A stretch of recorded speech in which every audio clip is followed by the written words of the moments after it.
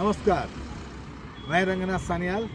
मेरे साथ खड़े हैं मेरे दोस्त, आज ही परिचय हुआ है, अखिलेश। हमें घुमा रहे हैं चित्तौड़ में और इतनी अच्छी तरह से सभी चीज़ों का वो वर्णन कर रहे हैं। साथ में यहाँ के जो कविता है उसके साथ जो शेर है जो उसके साथ मैच करता है, फिट करता है, वो बोल रहे हैं जो दिल को छू गया।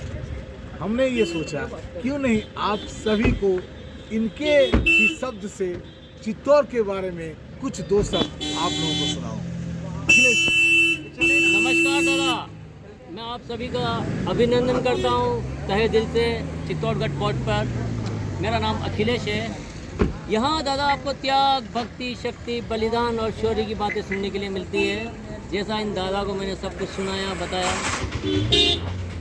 यहाँ लगभग 27 बार विशाल हमले हुए थे, उसमें से मात्र 3 हमले ऐसे रहे हैं कि यहाँ के रहने वाले राजा प्रजा सब कुछ खत्म हो चुका था। जीतने वालों में प्रथम हमला था 1303 में दिल्ली के सुल्तान अलाउद्दीन ने जीत लिया था। दूसरा था 1535 में गुजरात के सुल्तान बहादुर शाह ने, और तीसरा अकबर ने इसे जीत लिया था। ऐसा इतिहासकार कहते हैं कि इस मेवाड़ को छोड़कर आधे से ज़्यादा हिंदुस्तान के राज्यों का बादशाह कहलाता था। तो इन 3 हमलों में यहाँ की अपार धन संपदा को लूट लिया, महलों को, मंदिरों को ध्वस्त कर दिया गया, और 3 जौहर प्रमुख हुए थे। शायद 3 शब्द का जौहर है, आप अच्छी तरह जानते होंगे। लेकिन उस समय की कल्पना की जाए तो अपने ही घर में कोई नई नवेली दुल्हन, अपनी दादी, अपनी माँ, अपनी छोटी सी बहन, अपनी बेटी, 8 साल से छोटे के बच्चों को ये बहला के ले जाती थी माता कि मैं आपको मेला दिखाने ले जा रहे हैं। और जहाँ 1500 डिग्री फ़ारेनहाइट की आग लगती थी वहाँ उन्हें लेके कूद जाती थी हंसते हुए। इसे कहते हैं जौहर। कोई बुरी नज़र भी ना डाले हमारे ऊपर, उससे पहले अपने सतीत्व की रक्षा के लिए आग को समर्पित किया जाता था।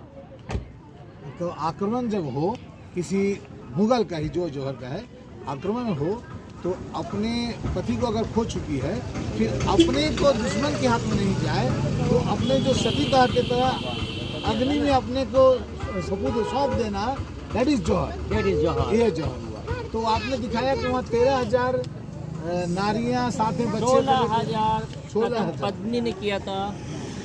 उसके बाद रानी कर्णावती ने किया था 13,000 के साथ। और थर्ड अटैक में यहाँ सेना कम रह गई थी तो लगभग 8,000 लेडीज जो सेना अध्यक्षों की पत्नियाँ थी, फूल कुंवर, उनके अधीनत्व रहते हुए फाइट भी किया मुगलों से।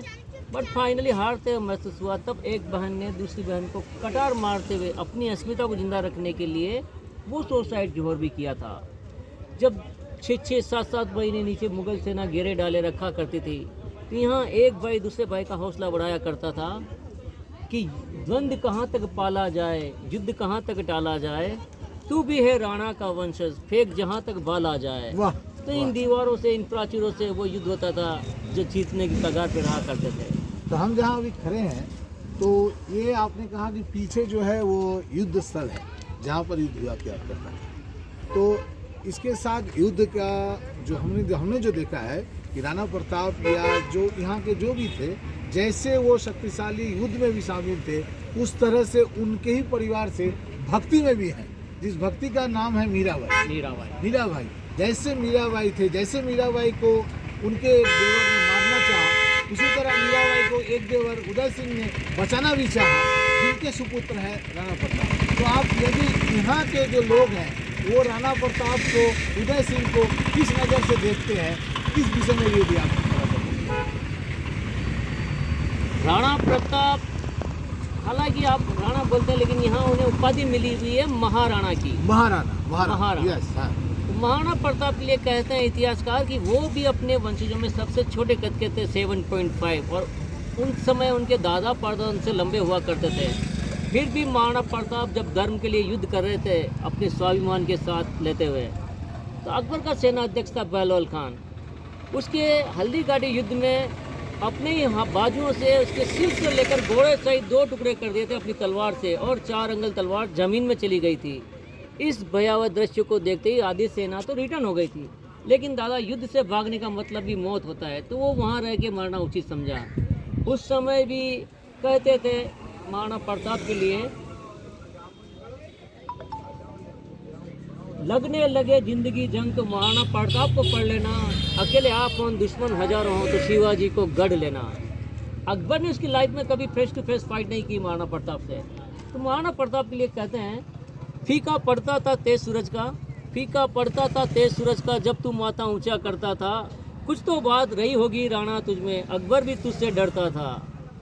इस कथन को सुनते ही आज भी यहाँ के व्यक्ति में एक ब्लड सर्कुलेशन, रक्त प्रवाहित होता है महाराणा प्रताप के नाम से। सही बात है। और ऐसा है कि जैसे महाराणा प्रताप, दो स्वर्ण को हम लोग बहुत एक तरह से, एक नज़र से देखते हैं। दोनों ने युद्ध किया था मुगल के विरुद्ध, एक महाराणा प्रताप, एक शिवाजी, छत्रपति शिवाजी महाराज। तो दोनों में कुछ समानताएं हैं और दोनों ही हमारे वीर शौर्य को ध्यान देते हैं। उस इतिहास के बाद यदि हम चूंकि बंगाल से हैं तो हम भी एक को मानते हैं, जो है हमारे नेताजी सुभाष चंद्र बोस। तो नेताजी सुभाष चंद्र बोस भी इन दोनों को बहुत ज़्यादा से ज़्यादा श्रद्धा करते थे। तो ये आपके नज़र से कैसा लगता है? अब मैं आपसे ये कहता हूँ कि अगर हमारा वजूद है तो किसी फादर ग्रैंड फादर की वजह से, मेरे कुटुंब का कोई ना कोई मुखिया जरूर रहा है। तो हिंदुस्तान के 4 ऐसे स्तंभ बताता हूँ। आपके बंगाल में डॉक्टर सुभाष चंद्र बोस हैं, महाराष्ट्र में छत्रपति शिवाजी महाराज हैं, गुजरात में सरदार वल्लभ भाई पटेल हैं, और यहाँ प्रातः स्मरणीय महाराणा प्रताप हैं। महाराणा प्रताप के लिए कहते थे कि वो हार गए थे, इन 70 सालों में उन्हें हारा बता दिया। लेकिन आज इतिहास को चेंज किया जाना चाहिए, चेंज करने का अवसर है और चेंज किया भी गया कुछ हद तक इस सरकारों के, सेंट्रल गवर्नमेंट के अधीन। तो महाराणा प्रताप के लिए कहते थे कि वो हार गए, फिर भी देखिए कुछ लोग जीत के भी हार जाते हैं और कुछ हार के भी जीत जाते हैं।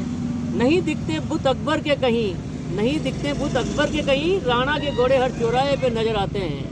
वाह, चलिए आपसे मिलके बहुत अच्छा लगा। बहुत और आप अपना नाम और मोबाइल नंबर जरूर बता दीजिए कि लोग यदि आए तो आपको फ़ोन करके ज़रूर यहाँ की जारी जो खूबियाँ हैं, जो शक्ति है, जो सौंदर्य है, आप उनको भी बताएं। जरूर दादा, मैं आप सभी का अभिनंदन करता हूँ। कभी आप आएँ और मेरी सेवा लेना चाहें तो मेरा नाम है अखिलेश कुमार, मेरे नंबर हैं 9950537700। चित्तौड़ फोर्ट पर आपका अभिनंदन रहेगा हमेशा। चलिए।